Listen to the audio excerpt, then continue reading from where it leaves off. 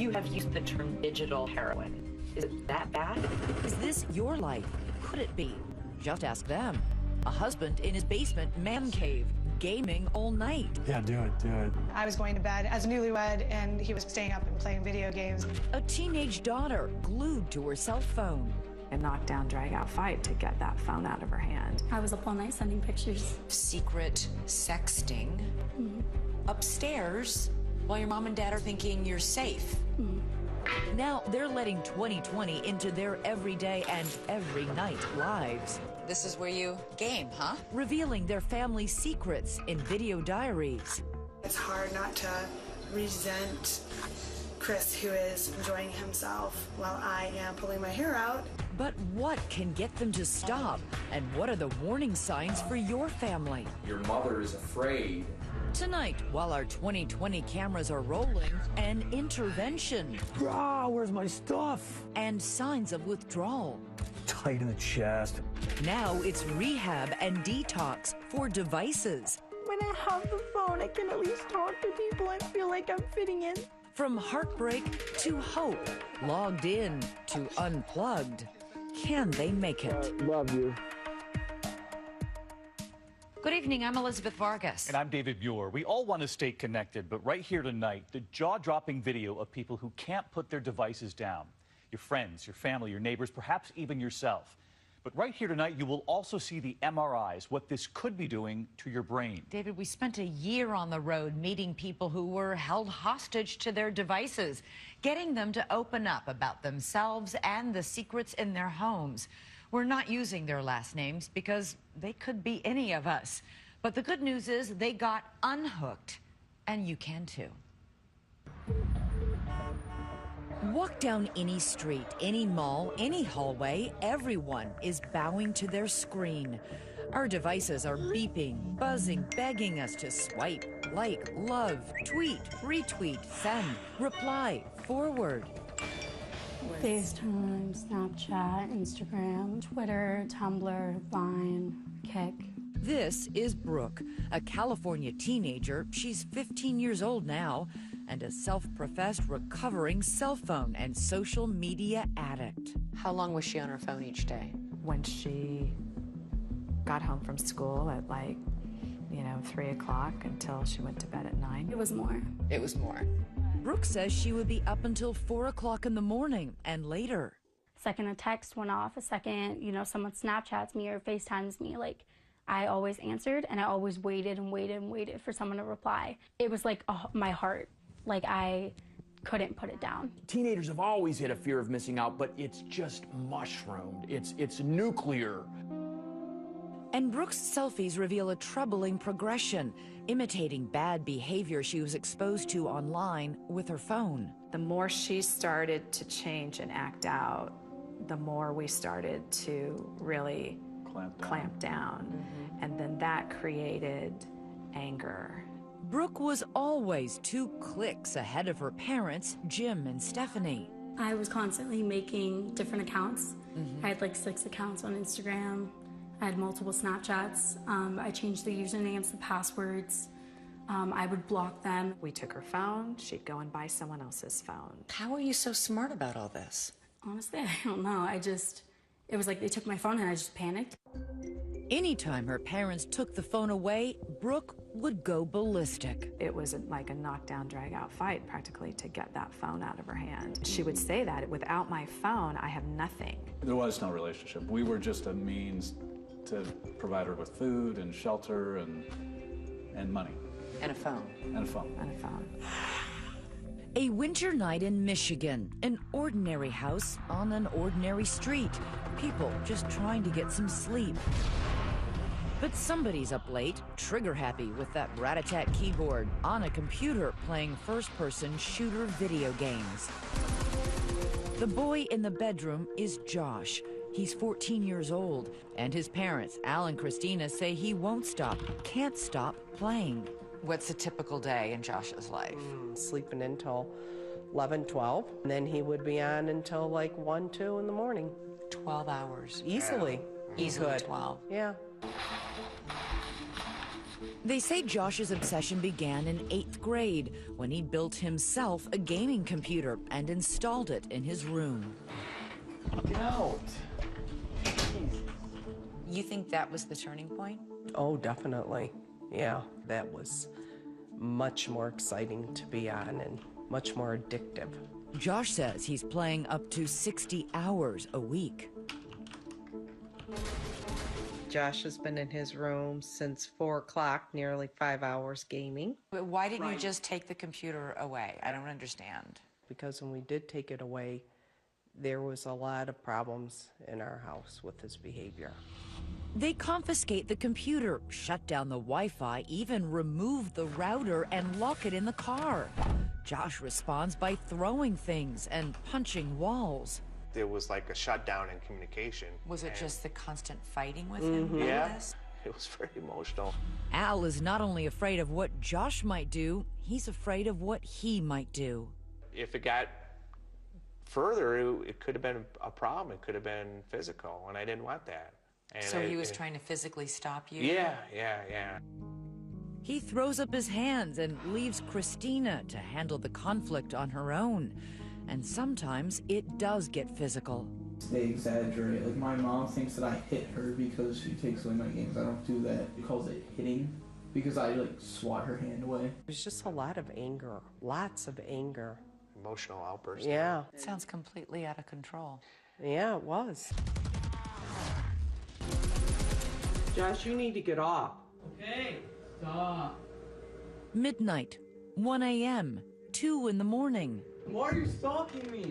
All these late night fights leave Christina exhausted. You know, it's after 3 o'clock, and I told you to get off at 1. Stop! If you want to make changes, it's hard work. They turn to Kevin Roberts. He works with kids having trouble with too much screen time. Do you have any support? It doesn't have to be just gaming. It could be texting. It could be the smartphone. Roberts is the author of Cyber Junkie and Get Off That Game Now. Your mother is afraid to get rid of the video game system and the computer because she's afraid of how you'll react. It's not my fault that she's scared of me. What's this one, you think? In Ohio, we meet Maria, 40 years old, an attorney, mother of 4. Good job, Jude. She's not a single mother, it just seems that way. She has a husband, Chris, aged 44, but you can't meet him right now because although Chris and Maria have built a life together, careers, a nice home, beautiful children, on any given evening, Chris is down in the basement, past the pink castle and the buckets of children's toys. You may think he's too old for this, but the average video gamer is 35. Someone shot me in the face. I'm running toward the front line. And this one has been taken prisoner by a pastime. You're done. Cheese. Chris was still playing video games, so we ended up coming to the park and having some fun here. How many hours a day does he spend playing games? He'll take a whole Saturday and go into the evening, from the time he wakes up till The time he goes to the bed? time he goes to bed, yeah. So 18 hours? Possibly. It's 2 a.m. and I just checked in on Chris and he's still playing video games. Ever since they got married more than a decade ago, Maria says Chris is often a no-show for much of their life. Happy Thanksgiving. I'm headed up to our family football game. Chris opted not to play with us. He is going to be playing video games instead. Why would you stay with a partner who is that disengaged? I don't know. I think that I really felt like this was a in sickness and in health moment. And yes, it's hard, but I was committed to him and I still am committed to him. So we have a house full of people and he is in the basement playing video games. Oh, God. Come here, bro. Come here. Missing life's sweet moments. So Zaylee's trying blackberries for the first time. Maria is there to see their toddler's first taste of a blackberry, and so are you. What do you think, Zaylee? Do you like them? Do you love them? The only one not there is her father, Chris. All right, what's next, boys? Part of your heart must break for what he's missing. It does. They're living in a split screen. Chris gets online, Maria gets the kids in line. Playtime for him, bath time for her. Downstairs, play. Upstairs, pray. I am going to go to bed because I'm super tired. This is how we function, and this is how we do it. Still ahead, risky behavior right under her parents' roof. We were blown out of the water when the police showed up at our house. And inside the mind of an extreme gamer, can the screen change your brain? But you looked at this and thought, this is a kid in trouble. Stay with us. In Ohio, it's time to meet the man in the basement. Wait, where's your tank, bro? Maria's husband, Chris. Yes, all right. Chris comes home from work. It may or may not surprise you to know his job is IT, servicing computers. When he walks in the door, it looks like any other normal family. See, it's tough. Okay, go ahead and write out your problem now, all right? But his wife Maria says just watch. Doting dad is itching to disappear. Yes. I think I'm gonna head down. Gosh, I keep returning as this machine gun guy, and I've played just terribly at this dude. Chris shows us his collection of obsessions. Oh, wow. No fewer than 158 carefully organized games. This is where you game, huh? Yeah, matter of fact. It's a nice setup. He tries to show me what all the excitement is about. You need to say, hey, you sucker, I put you down that quickly. It's something where you can remove yourself from, from the world for an hour. Or more. Or more. And watch what happens when Maria comes downstairs to check on Chris before she goes to bed. Hey, babe. Hey, Maria. I am going to head to bed.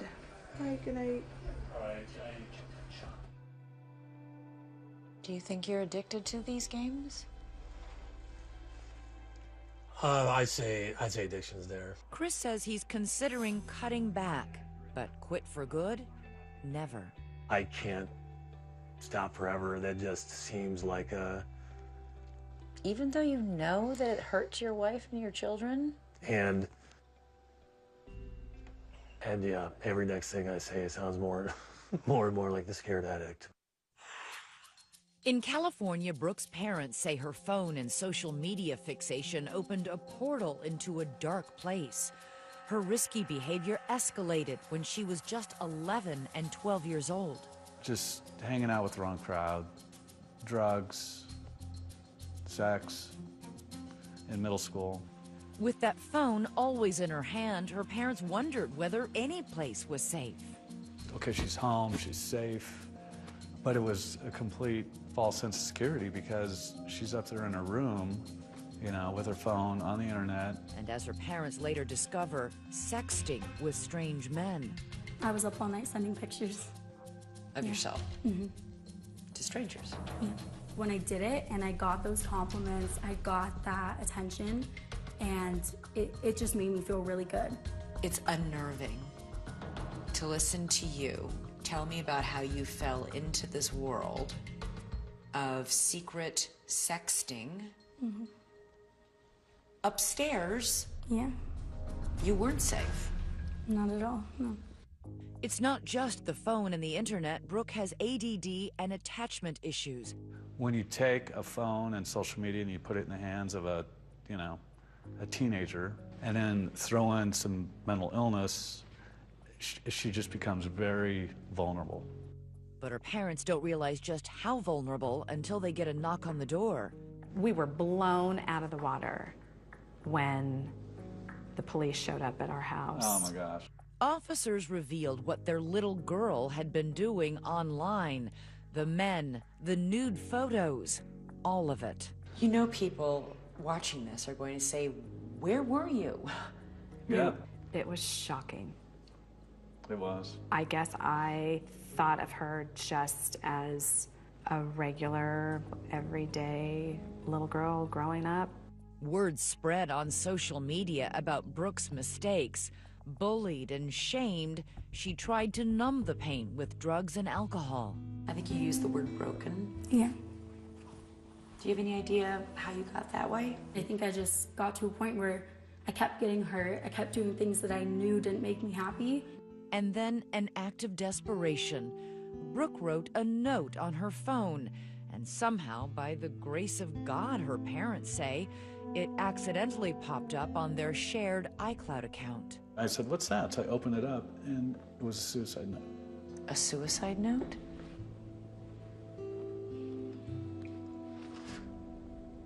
What did you think reading that? I couldn't believe it. You know, it was scary. I just got to a point where I just didn't even know why I was here and why I was still trying. You mean why you were here on Earth? Yeah, it just didn't make sense to me anymore. Yeah. They had Brooke committed to a hospital that night. And that was it.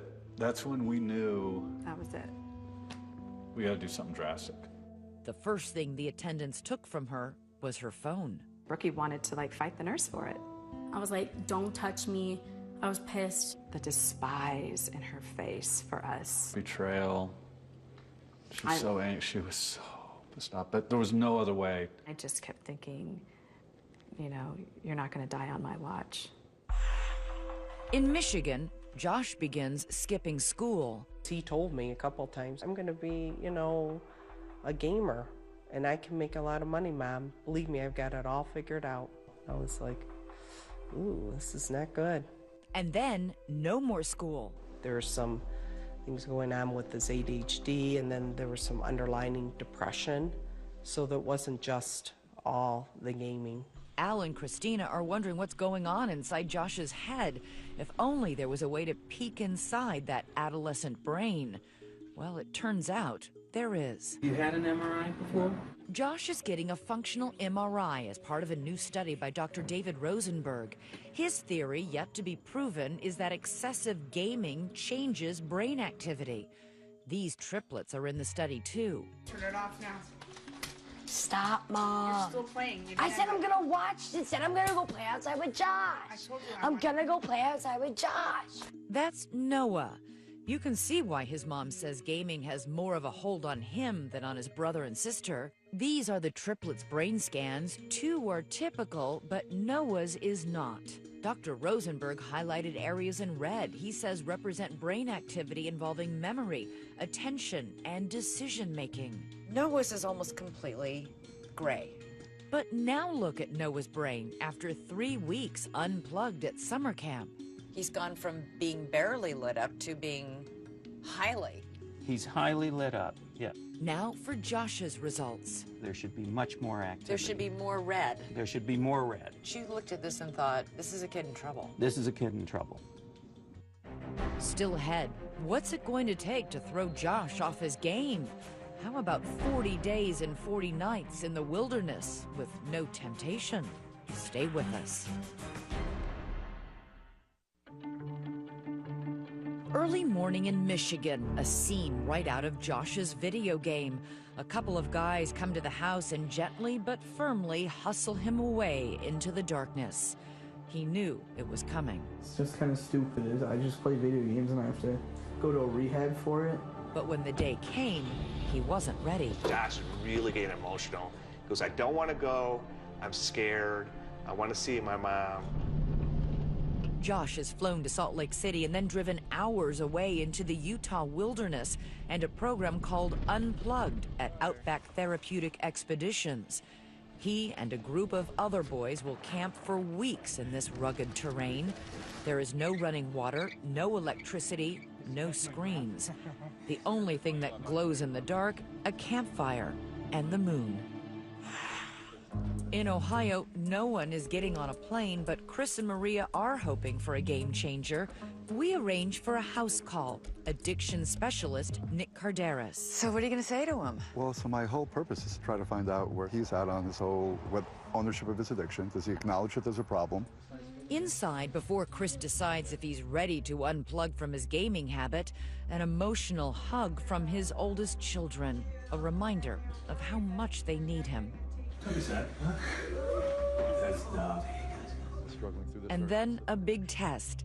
He wants Chris to get the video games out of the house. We could box them up and they could be stored somewhere. Chris is at a crossroads. Are you willing to take this opportunity? Not next month. Yeah, I'll step up. I'll try it. Then it's time to pack up Chris's obsession.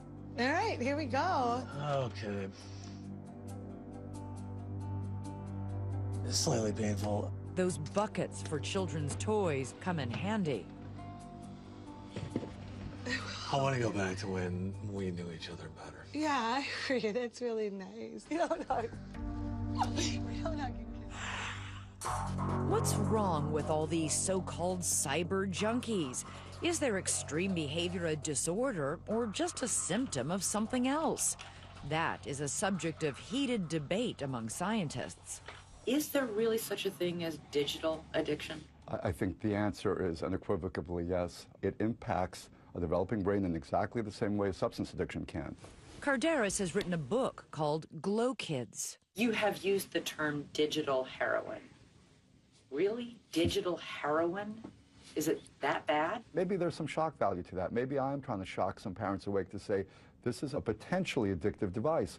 Be careful. The American Psychiatric Association's diagnostic manual includes internet gaming disorder as a condition requiring further study. And Dr. David Rosenberg is doing just that. Internet addiction clearly exists, but there's always an underlying cause or causes. The Entertainment Software Association, a trade group, says in a statement, legitimate science, objective research, and common sense all prove video games are not addictive. But digital addiction is taken seriously in some parts of the world. Asia has hundreds of treatment centers. The World Health Organization is poised to officially classify gaming disorder in its disease manual. Are we late to the party on this? Yes, I think we are late to the party in this. China has had internet addiction disorder as a diagnosable disorder for a few years now. We're not going to be able to help people change their behavior through shame and willpower. Software developer Gabe Zickerman says apps and games are designed to enthrall. He would know. He says he used to earn a living making them that way. My work in gamification in particular has been used to make just about everything that people use today more addictive and engaging. How do they do that exactly? Every time you challenge yourself to something and then you achieve that thing, your brain secretes a little bit of dopamine. Zickerman says he and developers like him designed games and apps to purposely activate those jolts of dopamine. But he's had a change of heart and career. He's created an app that helps users break the cycle of compulsion. And I'm using the exact techniques that I've used for the last decade to make things more addicting, to help people counteract the addictions they face. It all sounds so devious. I kind of picture them like twirling their mustaches as we're kind of like talking about this. Psychology professors Chris Ferguson and Patrick Markey study video gaming, and they say it's getting a bad rap.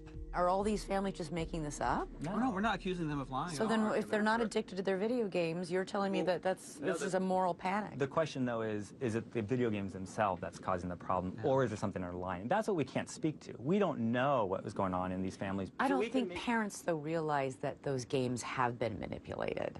Well, I mean, I think manipulated, all we're talking about is they're trying to make them more fun, essentially.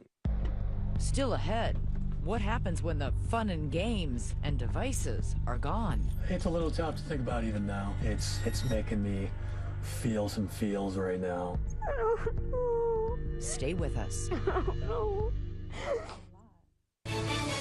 Once again, Elizabeth Vargas. Soaring through thin air, these majestic Utah mountains offer a breathtaking vista. But down in the desert dirt, 14-year-old Josh is still trying to catch his breath. I would think that initially in the first few days, it's just about learning life skills. McKay Devereaux is executive director of Outback Therapeutic Expeditions. It's actually the first several weeks in which they're learning to take care of themselves. Josh is enrolled in a treatment program called Unplugged.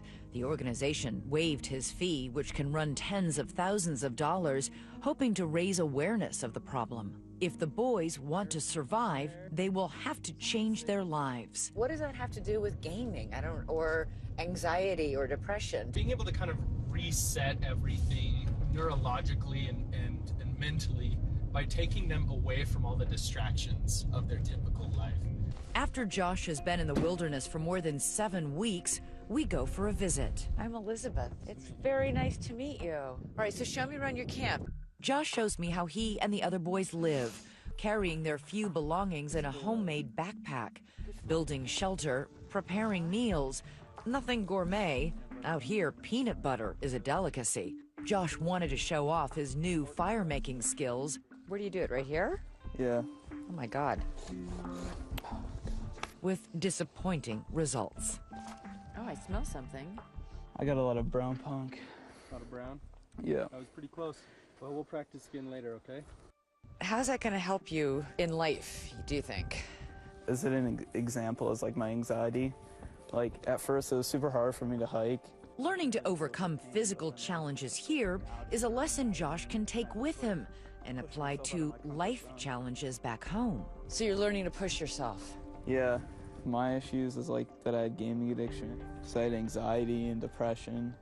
And basically I just like use it as like escaping from it. Are you worried at all about going home and falling back into your old habits? Yeah, like I've had dreams at night where I'm just like playing video games and then it's just kind of like scary when I wake up. There's another milestone for Josh here on the mountain. He's turning 15, a birthday to remember. Unlike Josh, Chris is facing his gaming problem right at home in Ohio, but there are still mountains to climb. I don't make it down here much. It's just kind of a place for the kids to play right now. Visiting his former gaming closet triggers intense emotions. Yeah, I freaked out about it. I remember kicking my couch. Watch Chris's reaction to those empty shelves. The games were here, and surprise, the games were gone. I was just tight in the chest, and it's a little tough to think about even now. I mean, it's making me feel some feels right now. He documents his struggle to stay out of the game day by day. I'm day 2 of this 90-day detox. Boredom, monotony, agitation. Week by week. It is amazing. This probably is the first week game-free in years and years. Marie assumed without games, Chris would spend more time with her and the kids. But at least for now, his intensive therapy is taking up 4 hours nearly every day. I was kind of hoping that he would at least attempt to, when he's with us, be with us, but I wonder if right now it's just a little too much for him with the anxiety level. And although the games are locked away in a storage facility, he admits they still seem to have a hold on him. It's gray and cold and rainy, and wouldn't it be nice just to head downstairs and just play some freaking video games? It's been nearly 20 months since Brooke first arrived at her treatment facility. We want to start off with some pretty tight limits and structure around your phone use. Periodically, Brooke is allowed to go home for visits. The trips are a test. Brooke's phone, normally locked away, is handed over. This is the first time she's had it since she got to go home last time. Brooke, how long has it been? I'd say probably a month and a half. How does it feel to have it back? It's really exciting because I don't know, I miss like talking to my friends, and so it's like exciting that I get to do that again. Brooke's mom, Stephanie, is going to the airport to meet her. I'm always hopeful. I'm hopeful every time that she comes home, but I'm also realistic, and I know that it's a real struggle for her. Okay, so Brooke looks like she has landed. Oh, I didn't even, I thought she was part of the flight crew.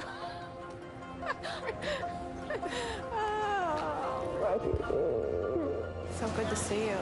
There's been a loss of trust in this family, and Brooke's parents take precautions.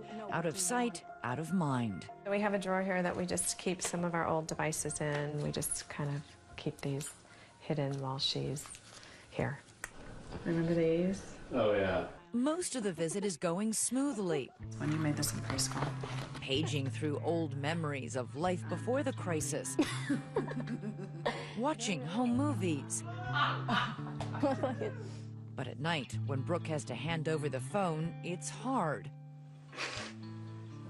Her painful past comes rushing back. She's feeling like the only teenager in the world who can't handle a phone. I guess I just feel really left out, and like when I have the phone, I can at least talk to people and feel like I'm fitting in still, and like it just makes me feel like I'm missing out. Even with all the improvement and all the progress you've seen her make, it isn't all better. No, it's not. No. That's still an issue, what social media does and allows kids to access and be vulnerable to. Yeah, it's a lifelong journey for her. There will still be highs and lows. Still ahead, a reunion in the mountains. Will sparks fly this time? You okay, Dan? Should we cut the camera? Stay with us.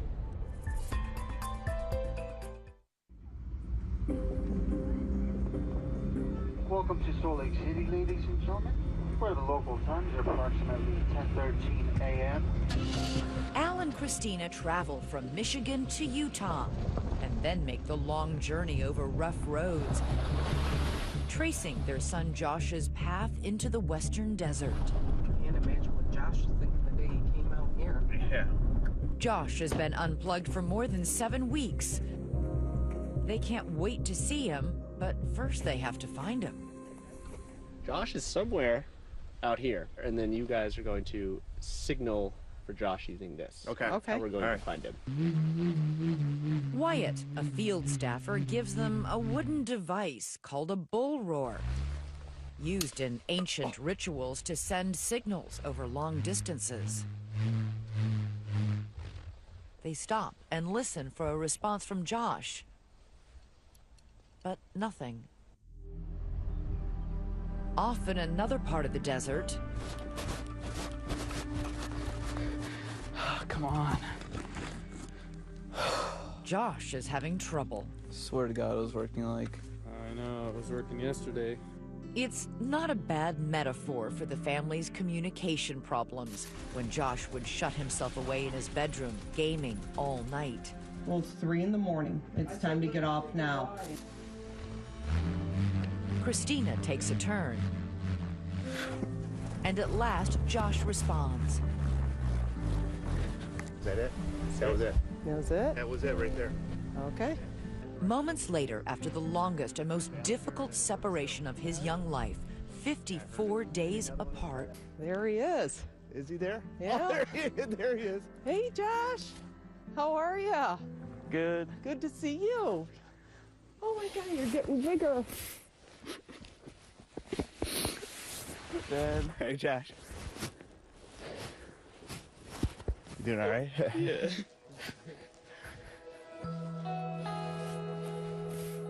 Oh, look at this. So this is your camp right here. As he did during my visit, Josh tries to show his mom and dad how he can make fire without a match. This time, the glowing ember in his hands comes to life. Here we go. Oh, yes. Finish my hair. Oh, man. That was awesome. Remember the boy who could barely bring himself to put a few words together? This is a different Josh. Like at home, I didn't really notice that video games were like destroying me mentally, and how it's like just as bad as substances, like mentally. I just didn't notice that. I didn't like care at all. I just wanted to live, like play video games, and that was it. That's all I really cared about. I mean, I literally skipped school for a month just to play video games.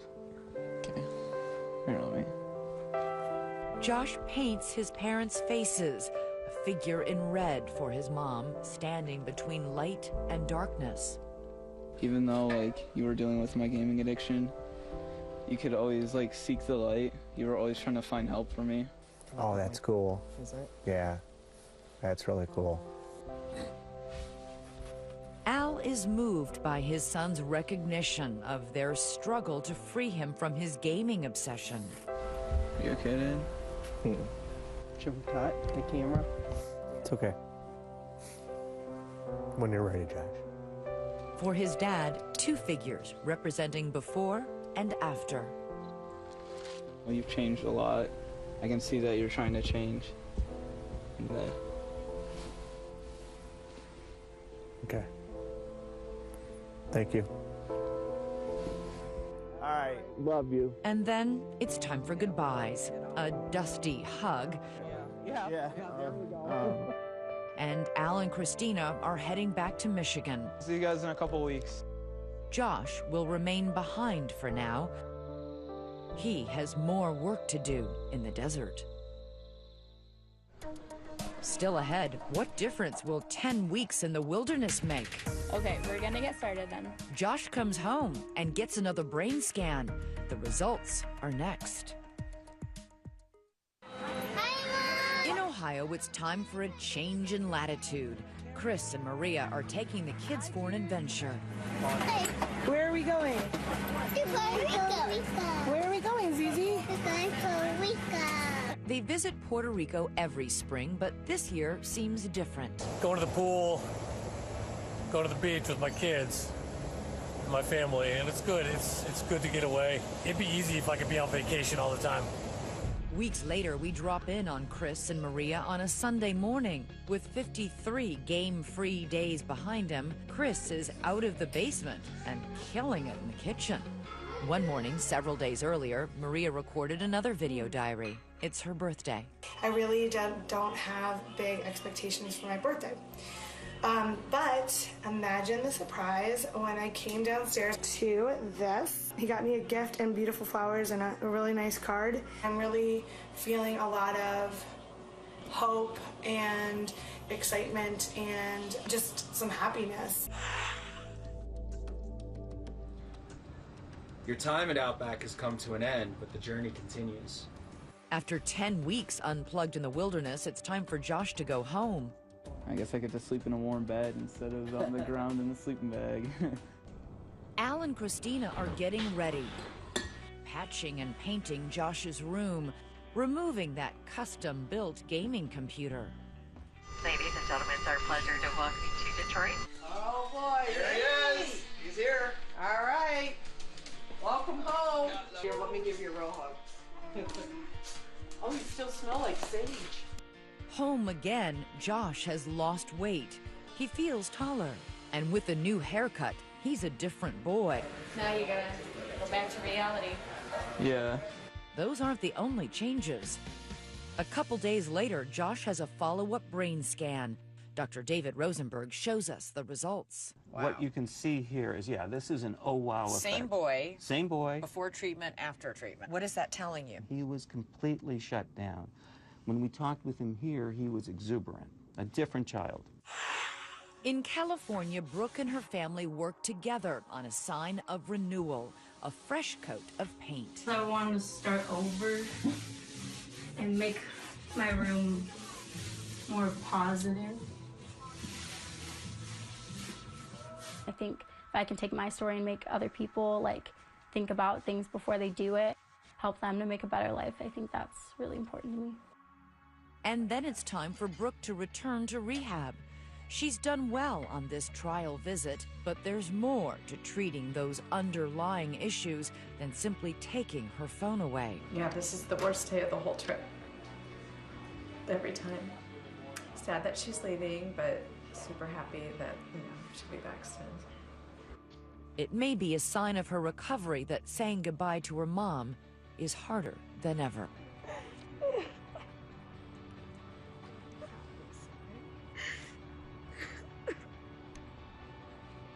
Do you feel like you have your daughter back?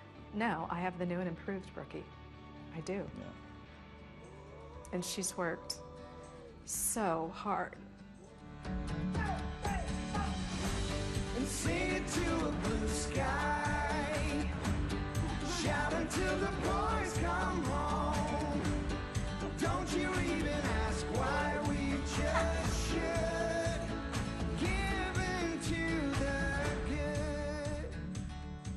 Happily on the road to recovery. To prevent this from happening really in your family, experts have given us these tips. No phone before the age of 10, no phone at the dining room table, media-free time together, and media-free locations as well, like bedrooms at home. Imagine us all talking again. That's right. I know. And for a list of warning signs and other resources, we've put it all at abcnews.com for you. Thanks for watching tonight. I'm David Muir. And I'm Elizabeth Vargas, and I want to personally thank those families for letting us share their stories. For all of us here at 2020, good night.